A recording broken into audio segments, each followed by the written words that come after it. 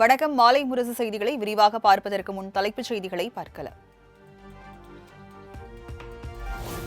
சென்னையின் பல்வேறு பகுதிகளில் விடிய விடிய இடி மின்னலுடன் கொட்டி தீர்த்த கனமழை. தாழ்வான பகுதிகளில் மழைநீர் தேங்கி நின்றதால் வாகன ஓட்டிகள் கடும் அவதி.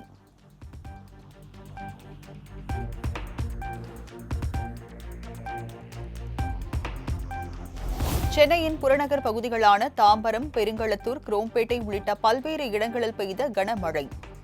வெப்பம் தணிந்து குளிர்ச்சியான சூழல் நிலவுவதால் மக்கள் மகிழ்ச்சி.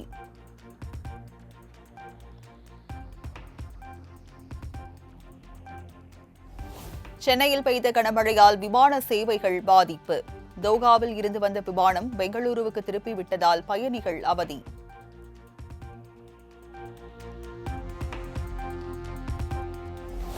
ஈரோடு, கிருஷ்ணகிரி, தருமபுரி உள்ளிட்ட 6 மாவட்டங்களில் இன்று கனமழைக்கு வாய்ப்பு.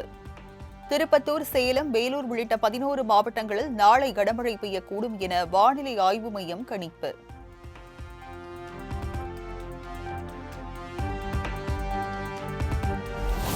உத்தரகாண்ட் மாநிலம் டெராடூனில் மேகவெடிப்பு காரணமாக கொட்டி தீர்த்த கனமழை. சாலைகளில் மழைநீர் ஆறு போல் பெருக்கெடுத்து ஓடியதால் மக்கள் அவதி.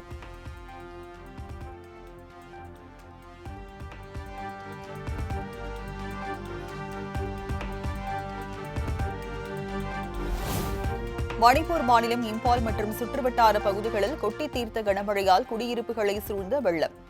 ஆறுகளில் வெள்ளம் கரைபுரண்டு ஓடியதால் பொதுமக்களின் இயல்பு வாழ்க்கை பாதிப்பு.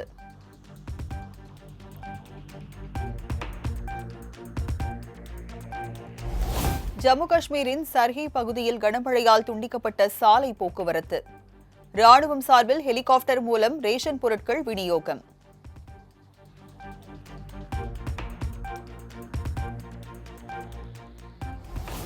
எஸ்பி வேலுமணி, KP முனுசாமி உள்ளிட்டோருடன் டெல்லி புறப்பட்டு சென்றார் அதிமுக பொதுச் செயலாளர் எடப்பாடி பழனிசாமி. இன்று மாலை 4 மணியளவில் மத்திய உள்துறை அமைச்சர் அமித்ஷாவை சந்தித்து ஆலோசனை நடத்தவுள்ளதாக தகவல்.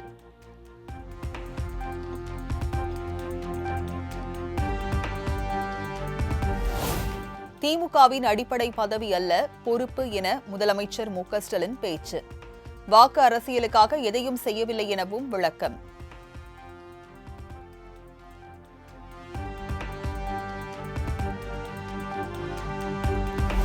அதிமுகவிற்கு யார் துரோகம் இழைத்தாலும் நடுரோட்டில் நிற்பார்கள், விலாசம் இல்லாமல் போய்விடுவார்கள். சென்னை வடபழனியில் நடைபெற்ற அண்ணா பிறந்தநாள் பொதுக்கூட்டத்தில் எடப்பாடி பழனிசாமி எச்சரிக்கை.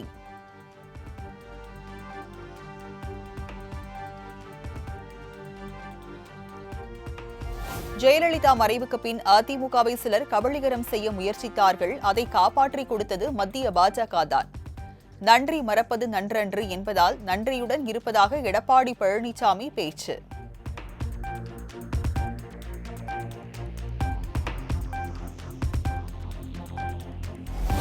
ஆட்சி அதிகாரத்தை விட தன்மானம்தான் முக்கியம், அதனை இம்மி அளவு கூட விட்டுக் கொடுக்க மாட்டேன் என எடப்பாடி பழனிசாமி திட்டவட்டம்.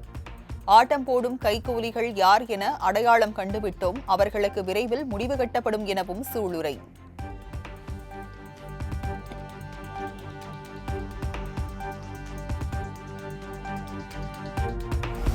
மறப்போம் மன்னிப்போம் என்ற அண்ணா கூற்றை இந்த தருணத்தில் நினைவூட்டுகிறேன். அதிமுகவில் உட்கட்சி பூசல் விஸ்வரூபம் எடுத்து வரும் சூழலில் செங்கோட்டையன் கருத்து.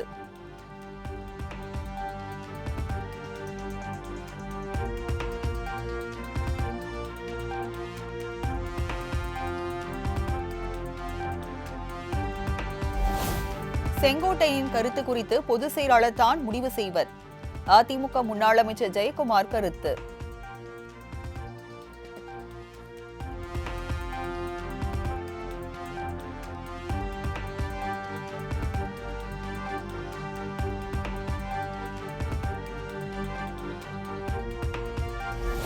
பிரிந்துள்ள அனைவரும் ஒன்று சேர்ந்தால்தான் எம்ஜிஆரின் நோக்கம் நிறைவேறும் என ஓ பன்னீர்செல்வம் திட்டவட்டம். தலைவர்கள் இணையவில்லை என்றால் தொண்டர்கள் இணைந்து அதிமுகவை காப்பாற்றுவார்கள் என இபிஎஸ்க்கு மறைமுகமாக எச்சரிக்கை.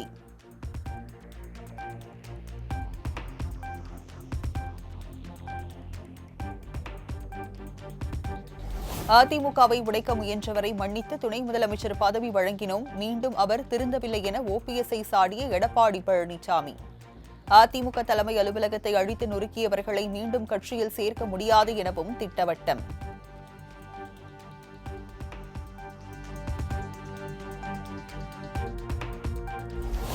அதிமுக ஒன்றிணைய நேரம் எடுக்கும் என வி.கே. சசிகலா விளக்கம். ஒருங்கிணைப்புக்கான முயற்சியை எப்படி வெளியே சொல்ல முடியும் எனவும் செய்தியாளர்கள் கேள்விக்கு பதில்.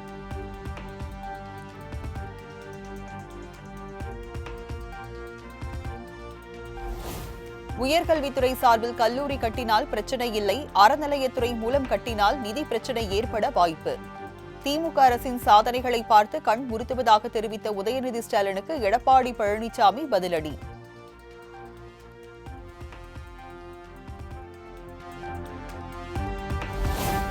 பேரறிஞர் அண்ணா பிறந்த காஞ்சிபுரத்தில் புதிய கட்சிக் கொடியை அறிமுகம் செய்தார் மல்லை சத்யா.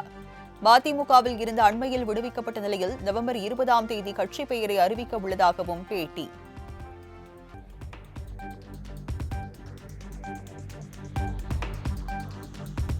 மதிமுகவை அழித்து விடலாம் என கடந்த 32 ஆண்டுகளாக சிலர் முயற்சித்ததாக மல்லை சத்யாவை மறைமுகமாக சாடிய துரை வைகோ. சில வேடிக்கை மனிதர்களைப் போல நான் வீழ்வேன் என நினைத்தாயோ எனவும் ஆவேசம்.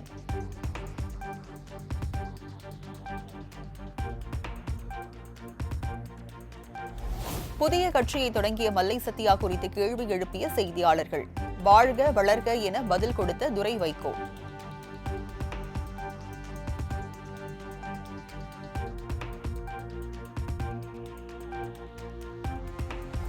மீனவ மக்களுக்கு 2 லட்சம் புதிய வீடுகள் கட்டித்தரப்படும் என்று சொன்னீங்களே, செஞ்சீங்களா?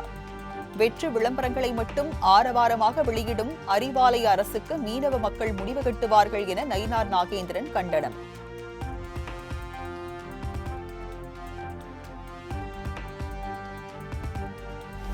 முதலமைச்சர் மு.க. ஸ்டாலின் சில வாக்குறுதிகளை நிறைவேற்ற முடியாததற்கு குறுக்கே சுவர் எழுப்பி தடை செய்யும் மத்திய அரசுதான் காரணம். திருச்சியில் நடைபெற்ற மாநாட்டில் மதிமுக பொதுச் செயலாளர் வைகோ குற்றச்சாட்டு.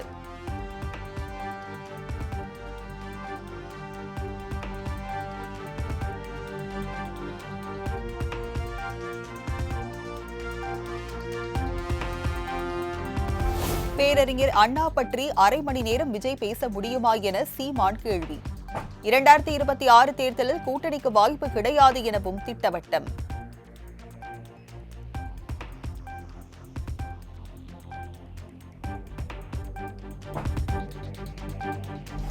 (2026) வரை அன்புமணியை பாமக தலைவராக தேர்தல் ஆணையம் அங்கீகரித்துள்ளதாக வழக்கறிஞர் பாலு விளக்கம். மாம்பழம் சின்னத்தையும் அன்புமணிக்கே தேர்தல் ஆணையம் வழங்கியுள்ளதாகவும் பேட்டி.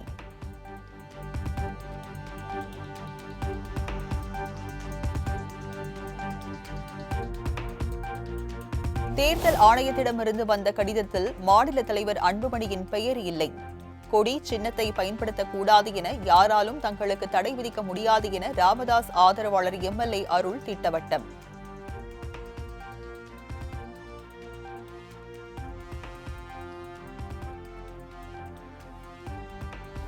(75% வருகை பதிவு உள்ள மாணவர்கள் மட்டுமே பொதுத் தேர்வு எழுத முடியும். 10 மற்றும் 12ஆம் வகுப்பு படிக்கும் சிபிஎஸ்இ மாணவர்களுக்கு புதிய கட்டுப்பாடு.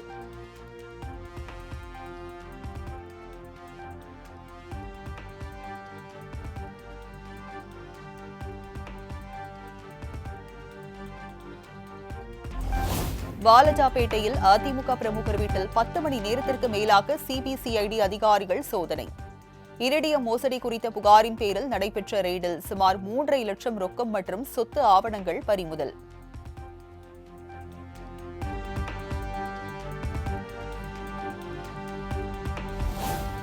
ஈரோடு மாவட்டம் அந்தியூர் வட்டாட்சியர் அலுவலக வளாகத்தில் விவசாயிகள் தொடர் காத்திருப்பு போராட்டம். நிபந்தனை பட்டாவை அயன் பட்டாவாக மாற்றி தர வலியுறுத்தி முழக்கம்.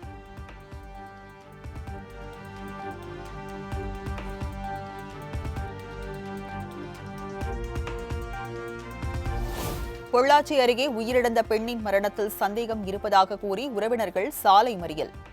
அரசு மருத்துவமனைக்கு வருகை தந்த பெண்ணின் கணவரை போலீசார் முன்னிலையில் தாக்கியதால் பரபரப்பு.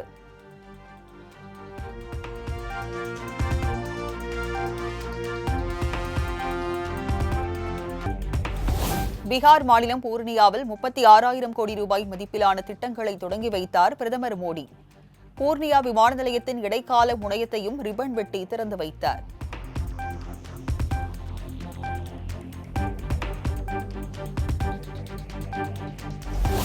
நாட்டின் பாதுகாப்பு மற்றும் இயற்கை வளங்களுக்கு அச்சுறுத்தலாக மாறியுள்ள ஊடுருவல்காரர்களை வெளியேற்றப்படுவர். காங்கிரஸ், ஆர்ஜேடி கட்சிகளுக்கு தக்க பதிலடி கொடுக்கப்படும் எனவும் பிரதமர் மோடி சூளுரை.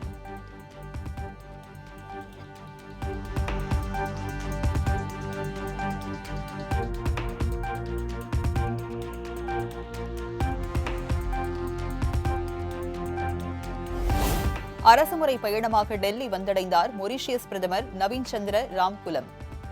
டெல்லி விமான நிலையத்தில் உற்சாக வரவேற்பு.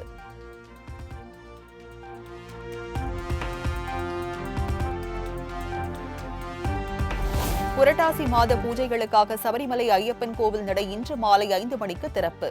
இணையதளம் மூலம் முன்பதிவு செய்து வரும் 21ஆம் தேதி வரை சுவாமி தரிசனம் செய்யலாம் என அறிவிப்பு.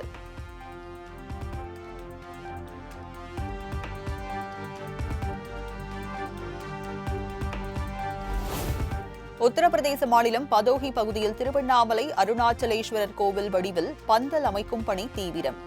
துர்கா பூஜை கொண்டாட்டங்கள் விரைவில் தொடங்க உள்ள நிலையில் சிறப்பு ஏற்பாடு.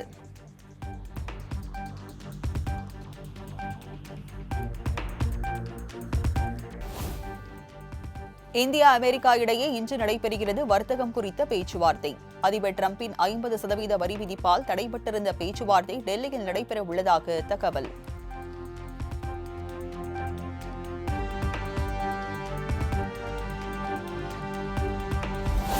இந்தியாவுடனான உறவை ஒருபோதும் முறித்துக் கொள்ள முடியாது. கச்சா எண்ணெய் விவகாரத்தில் நாட்டோ நாடுகளின் தொடர் அழுத்தங்களுக்கு எதிரான இந்தியாவின் உறுதியான நிலைப்பாட்டை அடுத்து ரஷ்யா திட்டவட்டம்.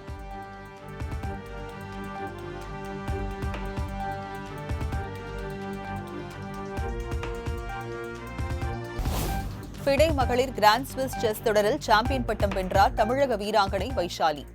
தொடர்ந்து 2வது முறையாக கிராண்ட் ஸ்விஸ் பட்டம் வென்று வைஷாலி அசத்தல்.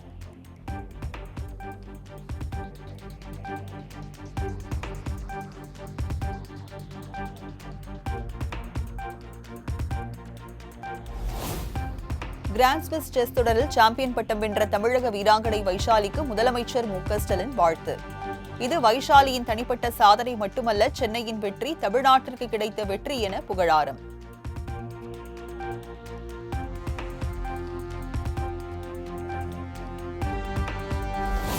(2026) கேண்டிடேட் செஸ் தொடரில் பங்கேற்க ஆவலாக உள்ளேன். சுவிஸ் மகளிர் கிராண்ட் செஸ் தொடரில் சாம்பியன் பட்டம் வென்ற வைஷாலி பேட்டி.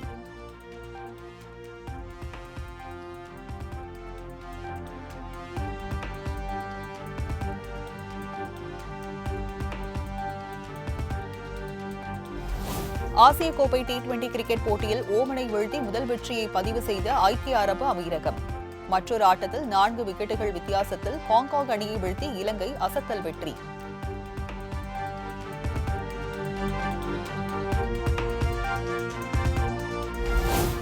புரோ கபடி லீக் தொடரில் குஜராத் ஜெயின்ஸ் அணியை வீழ்த்தி ஹரியானா அபார வெற்றி. மற்றொரு ஆட்டத்தில் பெங்களூரு புல்ஸ் அணியிடம் வீழ்ந்தது தெலுங்கு டைட்டன்ஸ்.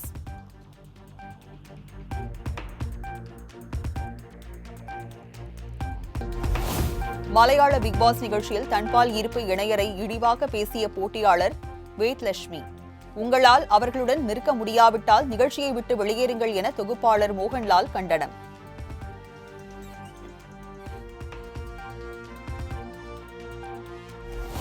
கன்னட நடிகர் உபேந்திரா மற்றும் அவரது மனைவியின் செல்போனை ஹேக் செய்து பண மோசடி.